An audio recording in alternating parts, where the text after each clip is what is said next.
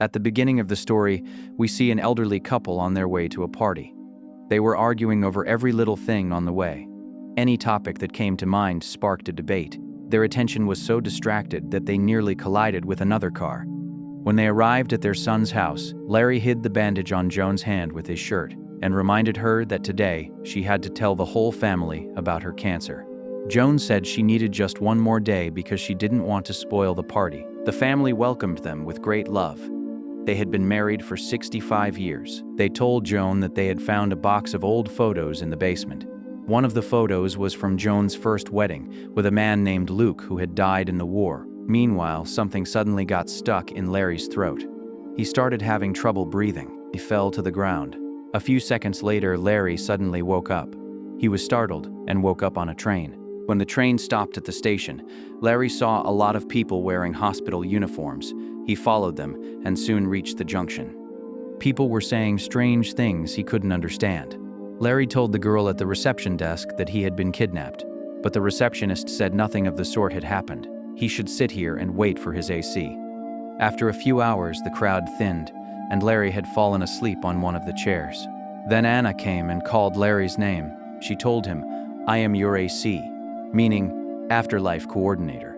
This clearly meant that Larry was dead, and now it was Anna's job to take him to the right place. Larry still couldn't grasp the fact that he was dead. Then Anna showed him a mirror. Larry was astonished to see that he was young again. Anna explained that when people reach a junction, their bodies take on the form they had when they were happiest in their lives. While Anna was showing him the building, Larry repeatedly said, "I want to go to my wife." Frustrated, Anna slapped him to make him stop crying. He was still crying even after death. "Are you crazy?" She also told him that this isn't heaven or hell. It's just a temporary stopover that you can't change. Once you've chosen, you've chosen. Just then, an alarm went off, and Larry saw security arresting a man. Anna told Larry that he must have escaped through the red door. Don't ever do that again. Then Anna took him to a temporary room and showed him visions of the future, according to different religions. Larry would have to stay in this room for 7 days until he chose his future. His favorite clothes were kept in the closet. After changing, Larry turned on the TV, but all the TV channels said, "Start your new life here." No, start here. Then he went to the junction. He saw many stalls selling dreams of a future life. Finally, the naive wanderer arrived at a bar.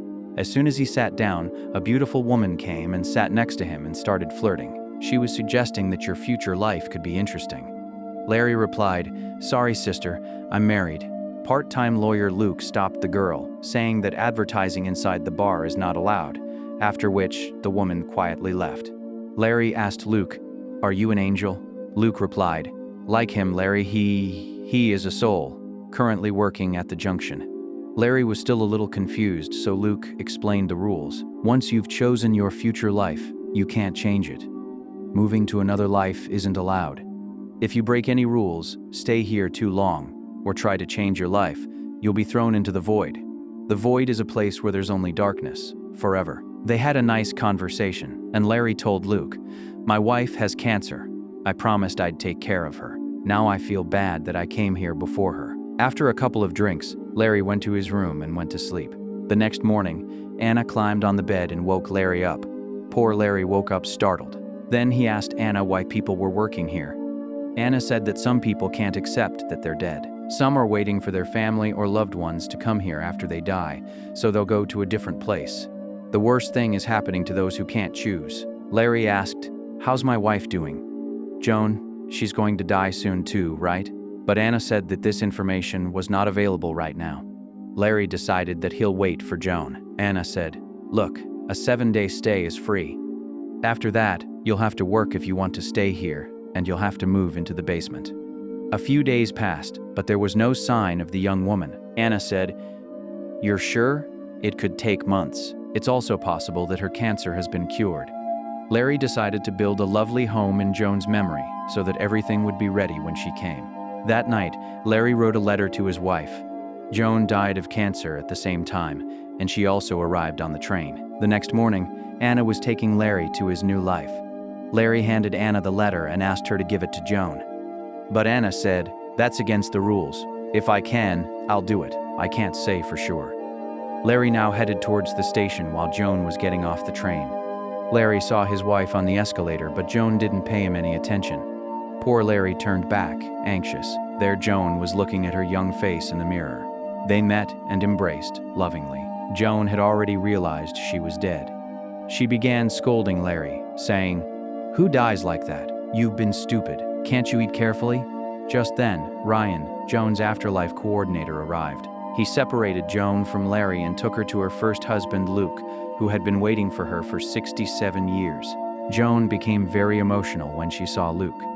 Just then, Larry jumped in. "Oh, nothing happens. People die, man. It's normal. Come on, baby. Let's go back to our world." "I've chosen a new one for you." But Joan couldn't understand what was going on. She soon realized she had to choose a husband between the two. With him, she could build the life she wanted. Ryan then led her into the room, explaining all the rules. After changing, Ryan was explaining Joan's options to her when Luke arrived. Afraid she would have to choose between them, Joan closed the door. Ryan had to say, "Luke is great. He's been waiting here for you for 67 years. Meanwhile, Larry was venting his anger in front of Anna. Anna explained that she and Ryan were in a relationship before. "We had a fight. He might be speaking against you knowingly." But Larry started saying, "Joan and I have been married for 65 years. Luke didn't even live with her for that many years. We had children together. We spent our whole lives together." Meanwhile, Joan and Luke went for a walk at the junction. They both felt a little awkward. Suddenly, 2 guards ran to apprehend a man who was running away from the life he had chosen. One guard said hello to Luke and immediately recognized him, saying, "Finally, I'm here." Hearing this, Joan felt very good, because it clearly meant Luke was talking about her.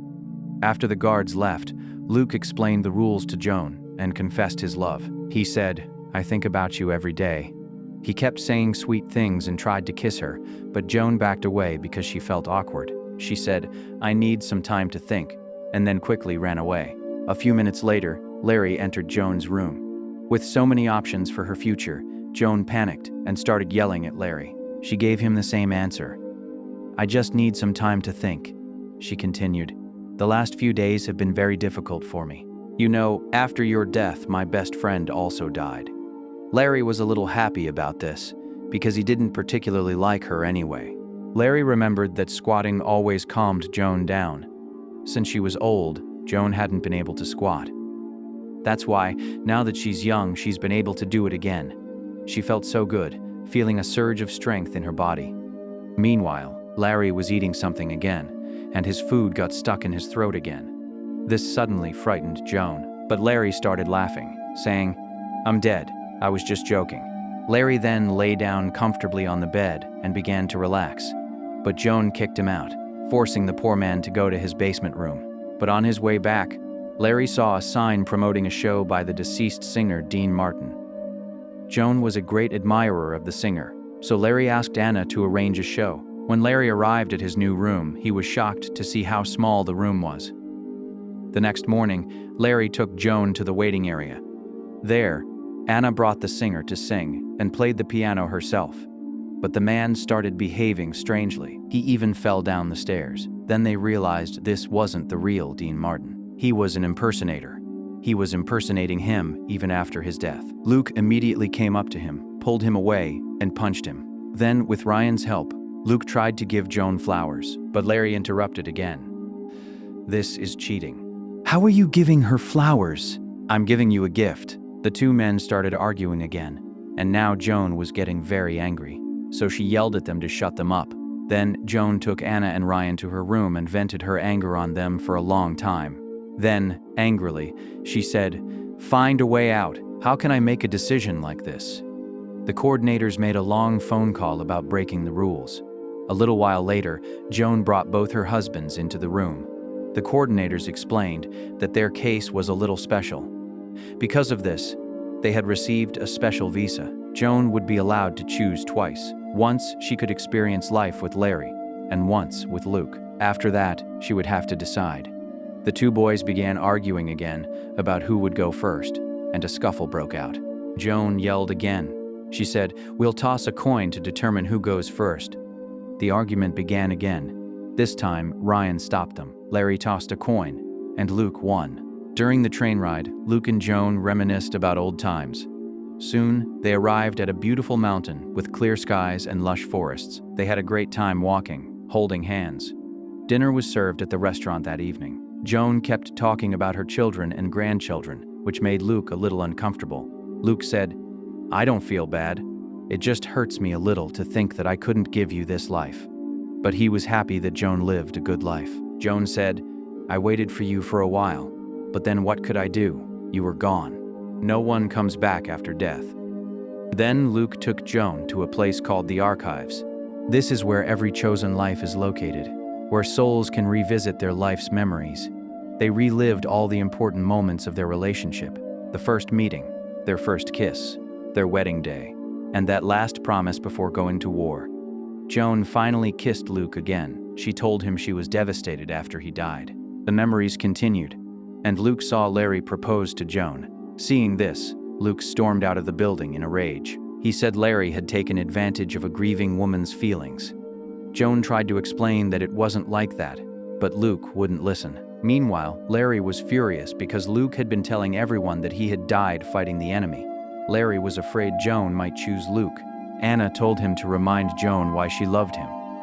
Larry said, "I don't even know why she loved me, but I know someone who can probably tell me." A little while later, Larry met Joan's best friend, Karen, who looked quite old.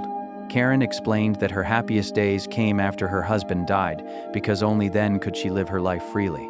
"Well," Karen said, "I didn't like you at all at first, but gradually, I started to like you." Larry asked, "I don't care. Tell me why Joan likes me." Karen said, "I don't know, but I can definitely say that you've kept Joan very happy."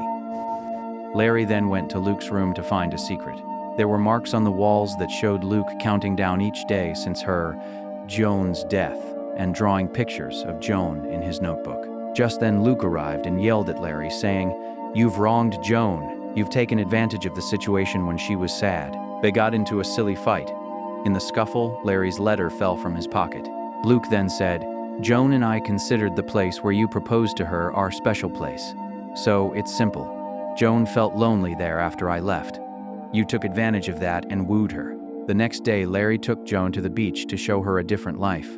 They started talking and were about to kiss when a boy hit Larry with a ball. Anyway, later, they both took their boat out to sea. Larry apologized to Joan for not being with her when she died. He also started making comments like, "How happy our children would have been if they had seen us together."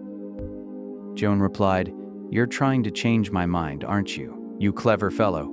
Who are you telling about the kids?" They quarreled again. Joan then said, "You don't understand my situation. I've loved both of you at different times. I've vowed to be with you both for the rest of my life." Larry replied, "If I were in Luke's place, I would have waited for you too."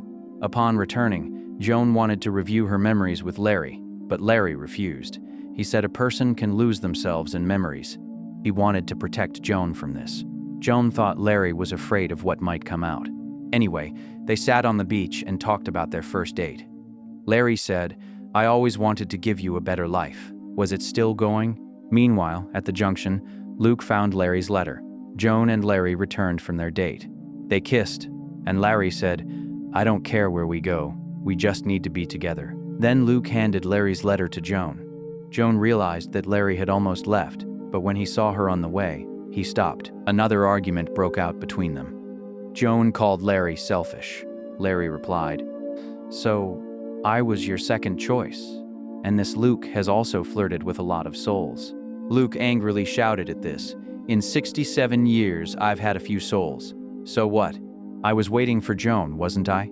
After all, even souls have needs." Now both of them said, "Just choose once." But Joan needed more time, so the coordinators took both souls away. Karen brought Joan a drink after a while, and then she burst into tears. Karen consoled her, and, to distract her, took her to different fun booths. Joan continued to explain her condition while drinking. Then Karen reminded her, "You're dead. Remember what you say after marriage. I'll be with you until death do us part." Death did. What are you thinking? Live your life the way you want. Meanwhile, outside, Larry and Luke were also drinking heavily. After a few drinks each, a bond began to form between them. They started praising each other and saying, That girl doesn't deserve us, brother. We're both wonderful people, man. The next morning, Joan was hungover, but she had made up her mind. She called both her husbands and said, "I'm so lucky to be able to spend my life with both of you, but now I can't choose one and be bad for the other. I'll always feel guilty. That's why I won't choose either of you. I'm living my wonderful life. You live yours." Later, Joan decided that she will spend the rest of her life with Karen. Both friends will have fun. Meanwhile, Larry told Luke, "You were right. I proposed at that place because I wanted to erase your memories from Joan's mind." I probably died because she saw your wedding picture. Luke replied, "I'm also very jealous of the life you've lived with Joan." Then Larry remembered that their bodies looked the same as they did during the most beautiful moments of their lives. They looked exactly the same as when Joan agreed to marry him. Larry looked the same as when Joan was pregnant with their second child. Thinking about this, Larry suddenly realized something. He ran to Joan. At the station, Larry found Joan on the train and asked her to come down for one last talk. He said, "You have long hair. You had short hair during our wedding. This means that when you were with Luke, those were the most beautiful moments of your life. You should choose him. Be happy forever." At first, Joan refused, but Larry insisted that this was the right thing to do. They wept and hugged each other one last time. Some time later, Luke and Joan were boarding a train for their future lives.